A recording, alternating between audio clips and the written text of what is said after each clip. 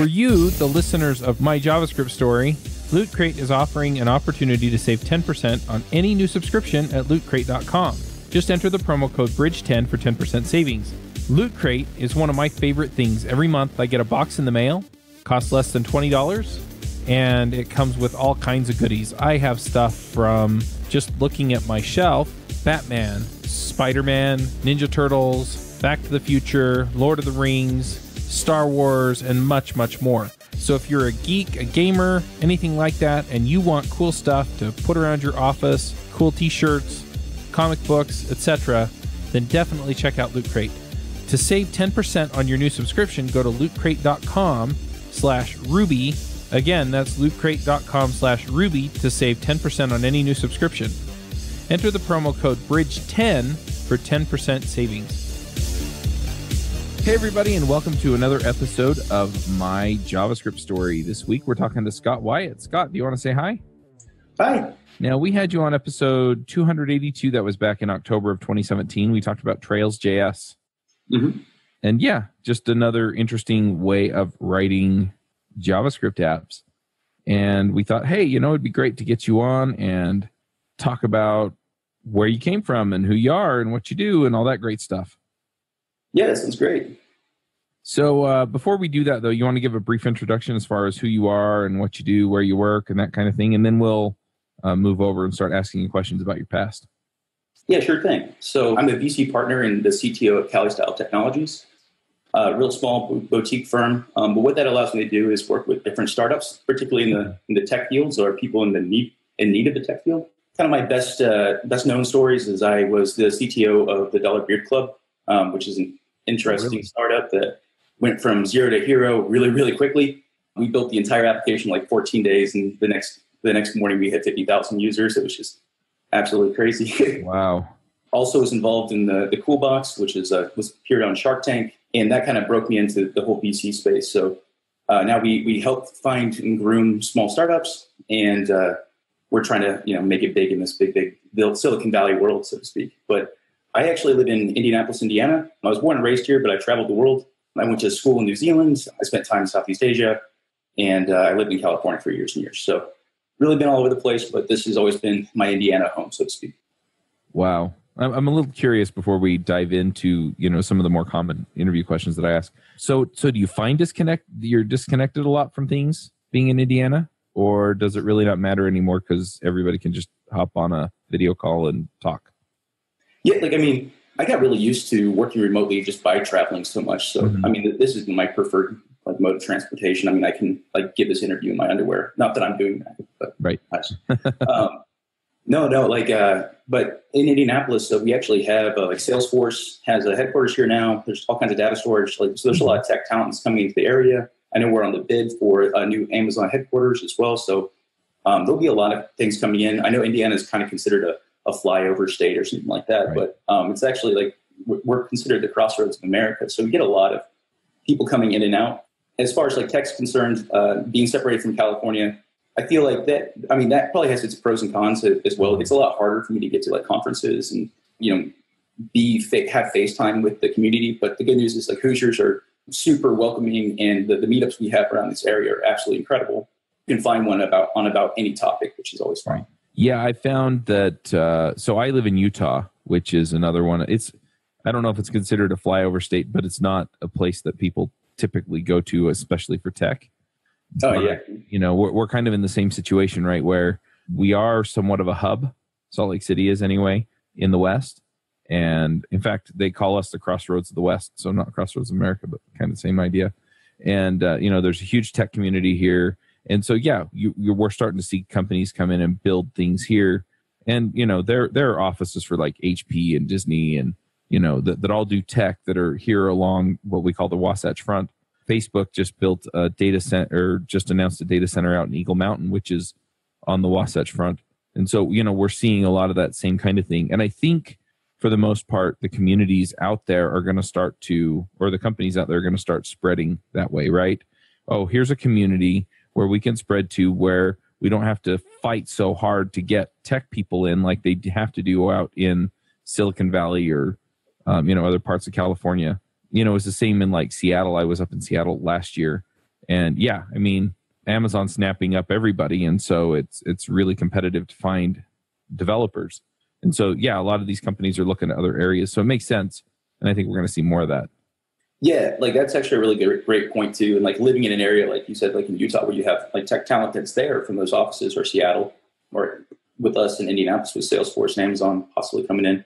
Yep. Like you get a lot of those, like, developers who are really, really talented that, they're getting paid an insane amount of money. But a lot of times, like those companies, they treat their staff really well, but people are always looking for opportunity. They know, like, especially in my line of work, which is startups, they know they can, like, there's a lot more risk, but a lot more reward if they go venture out on their own, like start that new idea that they have. And I think this is a great place to find a disenfranchised developer and like really start, like push them forward. I really see that like Detroit would be a really good place to do that as well, especially with the cheap cost of living that these areas afford. Yep. It's a really fun area to be in. Yeah, makes sense. And I completely agree. Anyway, let's talk about you. Sorry. No, it's all good. We just hit on a topic that I think we're both somewhat passionate about. So, so yeah, so let's jump in and talk about you. How did you get into programming? Right. So my dad actually was a computer programmer, really, really intelligent. He works on, he got to work on the stuff that we only hear about in like legacy today, and like, just hearing the stories of his like first intros into programming, and his father actually got him into programming as well. So my late grandfather, and he was a school teacher who just loved Apple computers and just got started. And so that was really my first exposure, was writing a snake game and like on MS-DOS. And oh wow, yeah. So like I started really, really young. I actually had like a really strong arts background. Like I really, really wanted to be an artist and a graphic designer and all that fun stuff. But then one thing led to another, and that just like led me down the road of programming, and I just fell in love and been in love ever since. So I definitely identify with that. My interest in tech came from my grandpa. Cool. He was an engineer. He did some work on the space shuttle.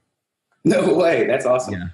Yeah. He was a chemical engineer, so a little bit different, but kind of the same idea. And yeah, so it's that kind of thing where it's, you see it, you get exposed to it, you have some opportunity to work on it. I did in junior high, so yeah, so you just kind of work your way into it. And yeah, it's just amazing how, if you're interested in it, how approachable it is in a lot of ways. How did you get from there to being a JavaScript guy? Yeah, this is actually kind of a funny one. So I had a paper route since I was like 10 years old. And like, so I was always like trying to like save my money, and bought my very first computer, and it was a compact Pisario. It was like really like, I think wasn't even a Pentium 2. I think it was like a Pentium 1. Nice. Yeah. And so this was around the time that like Macromedia Flash had just started coming out. And of course, like its language at the time was, I think, oh, wow, I just had this, not TypeScript, ActionScript. Yeah. And so I started off in ActionScript 1.0. That syntax is actually really similar like to JavaScript too. And I really wanted to make these like Flash games and all that fun stuff. And when that whole boom was really happening on the web, and I saw like YouTube coming out, and I was like, I want to be able to build that. And that's kind of a natural like step into writing JavaScript. It's like you're trying to build things for the web. And so like, cool, I built this Flash game. Now how do I get it on the web? And yeah, so that kind of led me down the path of JavaScript. And so I really started with like pretty much how everybody starts with JavaScript. It's vanilla and then jQuery, and kind of started going from there. Yep. Yeah, it's interesting. First of all, you mentioned that ActionScript's a lot like JavaScript. They're both based on the ECMAScript standard, which is, so they are related languages. Yeah, it's just interesting too. You talk about the arts, and it's funny because a lot of people think that programming is this deeply technical, blah, blah, blah, technical mathematical field. And I've talked to so many people that have some artistic bent. They're musicians, they're designers, they're, whatever it is. And yeah, I get people too, and they come in and they're like, there's no way I could do what you do. And I just look at them and say, look, we have all kinds of people here. And so there's no reason why you couldn't do it, right? And we need all those thought processes. So yeah, like even today in like my day-to-day like coding, sometimes I like almost shy away from the front end because it can be so difficult to get like something really complex happening, which is so weird because that's how much like most artists get into coding, is through something super visual. Yep. And that's like the hardest part. Like writing subroutines and all that fun stuff is a lot of fun, and it's rather easy. But like, getting that blue blob to transform into something else, or like, especially what people are doing now with like 3D graphics on the web and stuff, is like really complicated things. And these artists are figuring it out. And it's like, they've already got they look at somebody like me who's been coding for like 15 years now, and they're like, well, I can never do what you do. I'm like, you're actually doing the hardest part already. Yeah. Yeah. Yeah, exactly. Yeah, it's funny because, you see them building in these CSS transforms and crap, right? And it's like that's programming. Yeah, it really is. Yeah. Interesting. So you get into JavaScript. What was it that got you into JavaScript? Was it front end? Was it back end? Was it jQuery? Was it something else? Yeah, like I'm actually really like fortunate to like have somebody I know that pretty well. His name's Mike Hostetler, and he was on the jQuery team. He's a really amazing guy, super nice if you ever get to meet him in person. Yeah, so like I asked him all his old stories about like JavaScript and like the origins of like his origin story with JavaScript and stuff like that, and that gave me a lot of confidence to move more into backend JavaScript programming. So like Node.js, like I was doing PHP mostly for server side stuff before, and like there was just so much more there to JavaScript. I just didn't know it was there, and I hadn't really cared to know that it was there. And now, like, I live, breathe, and die JavaScript, which is pretty funny. I never thought it'd be as powerful as something like PHP or like C, even, but like JavaScript's got its place. It's a super prolific language, and I don't see like that's definitely changing in the upcoming years, but it's always going to be this really neat, dynamically typed language that I think appeals to designers and to like developer engineers alike in a way that most languages just don't do. Maybe Python might do that, but nothing like JavaScript. Yeah, you mentioned Mike Hostetler. We've had him on. We did a My JavaScript Story episode 31. Oh, cool. Yeah. And he's also come on and talked about remote work. I thought we had him on for something else, but I guess we didn't. That was quite a while ago. We'll have to get him back on the show. Yeah. Oh, same. I actually, now that we're talking about him, I kind of want to call him. Yeah. So anyway, so how did you get into doing something like Trails.js? Yes. Like when I started like using Node, like I absolutely loved it. I mean, it was quick. It was really fast. It was easy to get started with. There was this little tiny Express server that you could just sit and start taking reports. So that led me down the way to like finding a framework like Sales.js, and I worked with Sales, wrote quite a few libraries for Sales actually, and they got pretty popular. And I actually met Travis Webb through that project, and he turned me on to Trails. And so eventually I became a core maintainer, and now we're taking Trails to the next level, and that's with a library or a framework called Fabrics, and this is the TypeScript version of essentially Trails. And we're adding a lot of new syntactical sugar, and we're trying to make a very strongly typed Node.js framework. Very cool. Yeah, and I love TypeScript. Yeah, I mean, like I love the philosophy of fail fast. Yeah. And TypeScript is just going to tell you when you're wrong really, really quickly, and that can save you so much heartache. Yeah. So what are the things that you've done in JavaScript that you're most proud of? It sounds like you're really happy about your work in Trails. Are there parts of that you're really excited about that you've done, or other things that you've done that you want to talk about? Yeah, actually. So like one of the things that I love about like Trails and Fabrics by proxy, I guess, is that there are these like super tiny little servers. And like what that has really allowed me to get my head around is this idea of like partitioned apps. Like that makes me so excited. And so building libraries on top of these platforms to like create partitioned apps and distributed apps is probably what I'm most proud of right now. That actually, like, I'll probably talk about this later in our picks section, but like you see what's happening right now in like Bangladesh, where they're like literally stripping the youth of their like mobile internet. And I know this is kind of political, and if you want to steer away from that, we can. But no, fine.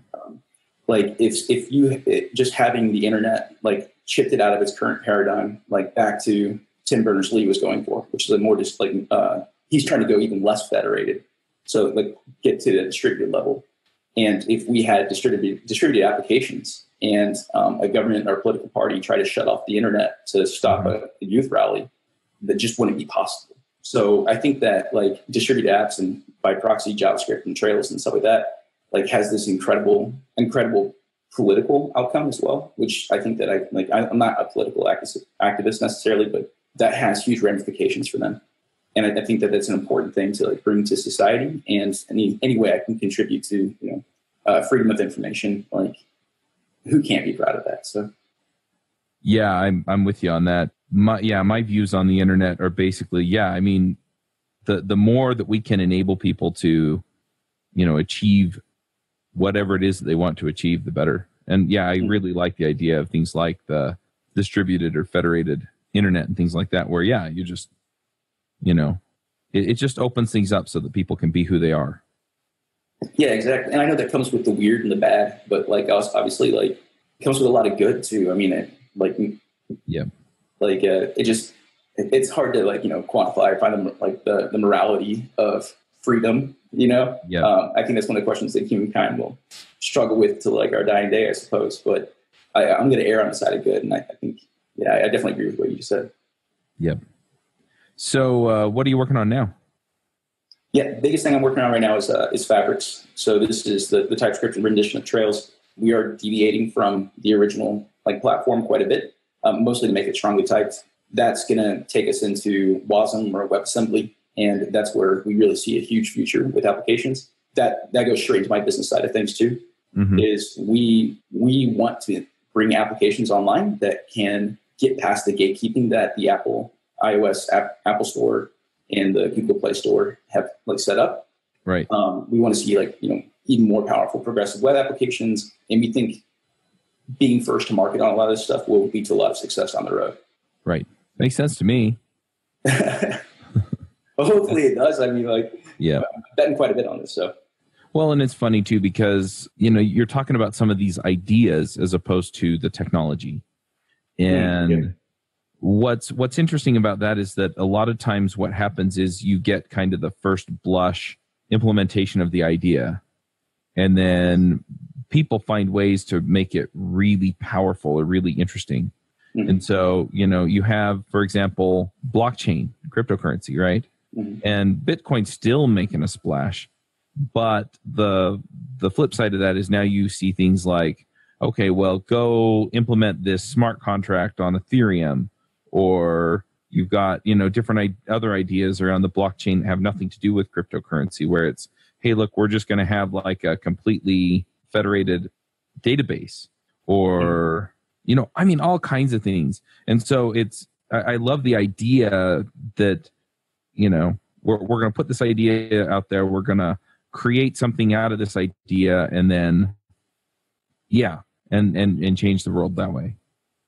Yeah, absolutely. Like, I think it's important to like kind of stay theoretical. A lot of times, like to stay keeping up with the theoretical concepts. Like, obviously, like blockchain's here to stay. And like, this is a total side note. This is a really funny quote that I heard, that if you can copy and replace the word blockchain with database, you're doing it wrong.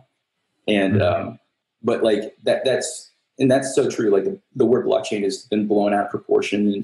But like now what we're seeing is like these projects that are based on a lot of those concepts that blockchain solve, like double spend problem, open ledgers, like you said, creating essentially an open to the world database system. This is actually a really cool place that JavaScript actually has an influence as well. Like right now, as I'm talking on my screen, it's just like these Gitter chat badges keep on coming through from MJS, which is a really, really cool distributed graph database. And the stuff they're doing on top of that too is like they're creating their own cryptocurrency to run these peer-to-peer nodes that can run in the browser essentially. Mm-hmm. So I mean, like there's so much happening out there, and it's like always keeping up with what's kind of coming, what people are playing with, what sounds really, really interesting, because that'll be the companies that are founded 2-3 years from now. And so that's a huge part of it. I'm like rambling now. No, I'm totally with you though. Yeah. And incidentally, if you're interested in GunDB, we have had Mark Nadal on the show. Oh, perfect. Yeah, Mark's awesome. Yeah, he used to live out here. So yep. I actually met him when he was talking about some of the ideas behind GunDB, and I'll admit I thought he was nuts. But I think a lot of people did. I mean, but it's really neat to see what he's done with this. Yeah, but I mean, he's really turned it into something that's, powerful and interesting. So yeah, I love how he sold the project as like, well, he didn't know what he was really selling, and then his investor said, "Can it be used for games?" And like, so he's like started kind of crafting that concept out. But now look at it, like, this is a cutting edge, bleeding edge technology. Like, it can be used for games, but like, look what else it can do. Yeah, and I think that's the cool thing is like even if you build something small or like whatever, you never know what it'll turn into. Yeah, absolutely. Well, cool. Well, if people want to find you online, where do they go? Awesome. So like, I'm definitely on the star hunt right now on GitHub. You can find me at Scott-Wyatt on Git. You can also find me on Twitter, but I'm not super active. I won't lie. That's Scott B. Wyatt on Twitter. Definitely the best way to get a hold of me is GitHub. I'm always on there. I'm trying to maintain my shiny green wall and all that fun stuff. So, Cool. And do you have some picks for us? Do you run your own freelance business? Or maybe you're thinking about picking up some business on the side? Well, then you need FreshBooks. FreshBooks is the quickest and easiest way to get invoices out to your clients. It's easy to use. It works anywhere, available from any device, on the desktop, iPhone, iPad, Android, and all of your data is backed up and secure. And it makes it really easy to get organized and get paid. You'll be tracking time, logging expenses, and invoicing your clients in no time. You can also save time billing, freeing up several days per month to focus on the work that you love, and you get paid faster. FreshBooks customers are paid on average 5 days faster because there's a link on the invoice that says pay me now. And it's a great way to grow your business. Plus, FreshBooks is offering a 30-day trial. That's right, 30-day trial if you try them out. So go to gofreshbooks.com/devchat and enter devchat in the How Did You Hear About Us section. Once again, for a 30-day trial, go to gofreshbooks.com/devchat and enter devchat in the How Did You Hear About Us section. Yeah, actually, so my pick was going to be Gun.js. So like we already covered it. Yeah, like I definitely if you haven't checked out Gun, definitely do it. Like I jump in there every once in a while trying to get onto these ideas around cryptocurrencies and Merkle trees and hashes and blah blah blah, like all the fun words, and like definitely interested in that space. And a lot of people feel like it would be really complicated to get inside. So I'll kind of go into my second pick then too, which is Vertcoin or VTC. If you want to learn about cryptocurrencies on your home computer, you can download that, start learn about mining pools. It's super easy. You won't make any money, I don't think, but it's a great way to get into this space and see what people are talking about and see how you, as a developer, you can kind of play on that. Very cool. I've got a couple of picks myself. First one is I'm just going to mention again. So I mentioned it last week on this show, which that episode we recorded last week, but it'll come out tomorrow as we record this, or Wednesday. But anyway, I'm putting together an ebook and video course on how to find a job. A lot of folks have been asking me about this. They're typically either bootcamp grads, they're new developers, or they're people that live in a remote area and have trouble figuring out how to do that kind of a job search. So I'm putting all of that stuff into an ebook and a video course. So if you're interested in that, go check it out. Just go to devchat.tv/shop, and you should be able to find those there. They're the only products in the store currently, and you'll get the stuff basically as I release it. So this week I'm going to be releasing a probably 2 or 3 chapters and a handful of videos that basically walk you through how to get your job search started, how to do your resume, things like that. And then basically, there are 3 things that I think every developer can do to jumpstart their job search. So that's kind of how that's all put together. But yeah, so I'm getting that done. And then I've also been playing this game on my phone, and I'm kind of addicted to it, and it kind of sucks how addicted to it I am, but it's called Golf Clash. And I love just getting out and golfing, so I'll pick that as well. But anyway, this, you just play it on your phone against other people, and anyway, it's a colossal waste of time, but I enjoy it. But yeah, the last one is I will pick something around golf. So I was talking to my wife earlier this morning and just mentioned, you know what, I've been getting stressed out. Life's been kind of hard lately. And for those of you who aren't following all of the drama that goes on in my life, I'll just kind of summarize. My dad passed away in April, and that kind of threw me for a loop for a few months. And I'm still not sure I'm completely through, all of the emotional stuff and the grieving process there. But that kind of took me down a couple pegs.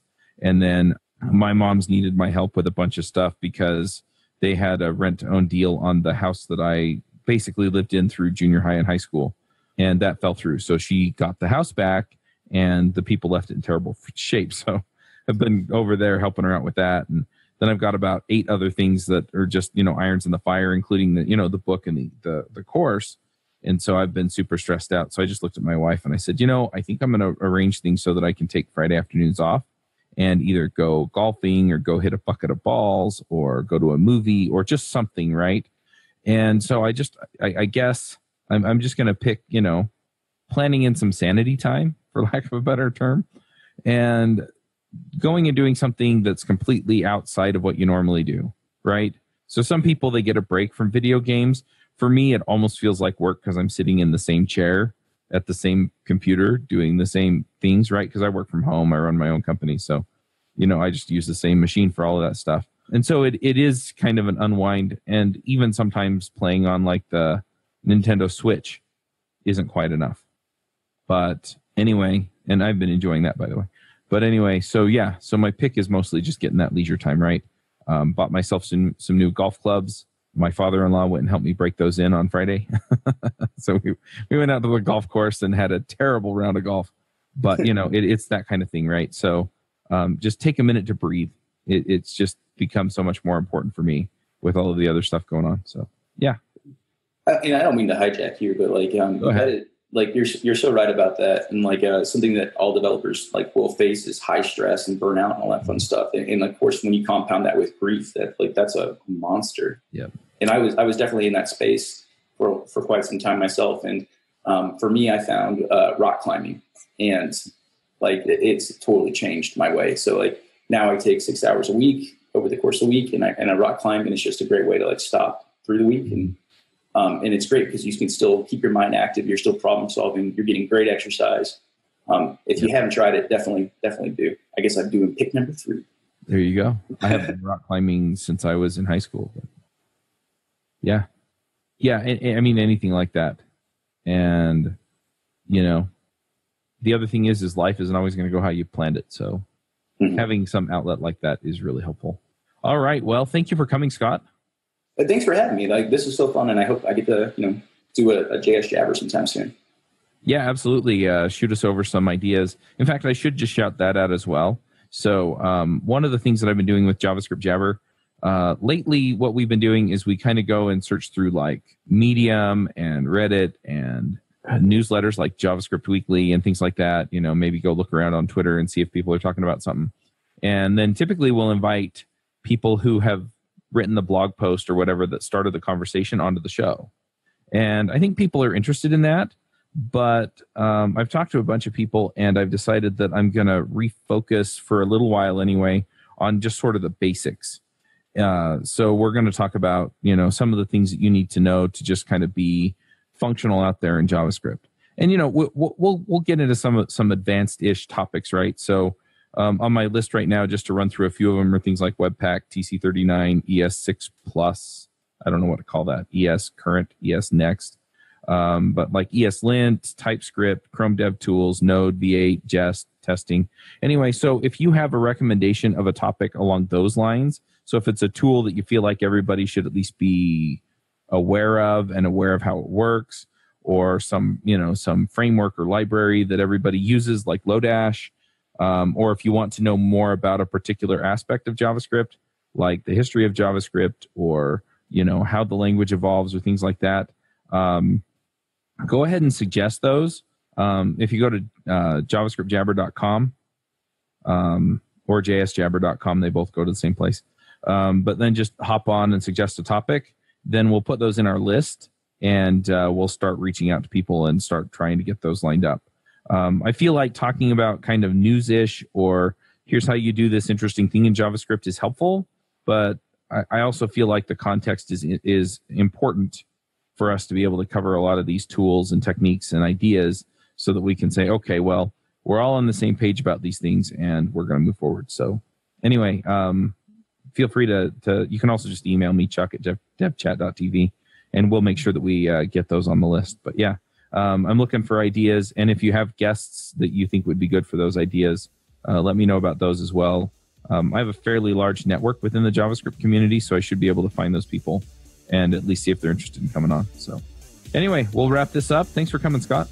Thanks for having me. All right. We will talk to y'all next week. Bandwidth for this segment is provided by CacheFly, the world's fastest CDN. Deliver your content fast with CacheFly. Visit CACHEFLY.com to learn more.